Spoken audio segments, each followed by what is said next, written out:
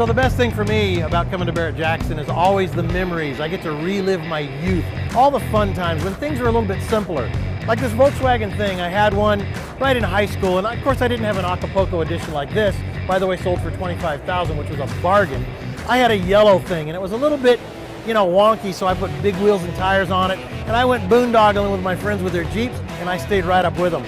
Every one of these cars has a story, and it screams out to me as I walk past it. Let me show you a couple other ones.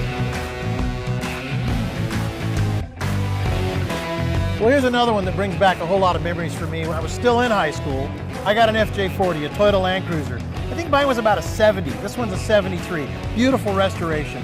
Mine had that same old inline six-cylinder like they all do, 125 horsepower. Couldn't get out of its own way.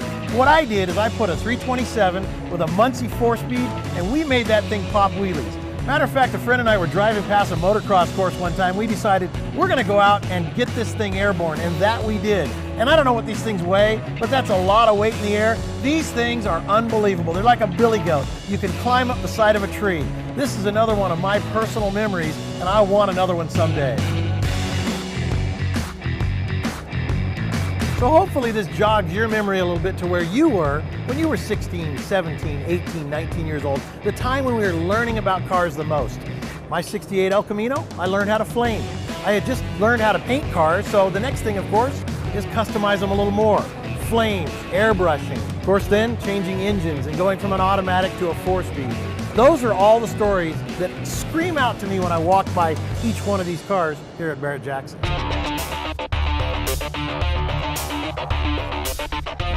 So I still get nightmares from this car, 66 Chevelle, my first muscle car. I remember when they said we got to pull your engine out because the engine's worn out, tired. And I thought, well, an old Chevelle isn't much of a muscle car, so let's make it one. So me and a couple of my friends pulled the engine out, and they helped me learn how to rebuild the engine because their dad taught them. And on the way back in, of course, the cherry picker slipped a little bit, and my friend had his hand on the back of the tail shaft housing of the transmission, and it fell and poked a hole right through his hand. When he came back from the hospital, he said, I'll tell you what, I'll be the eyes, you be the hands. And I put my first engine in.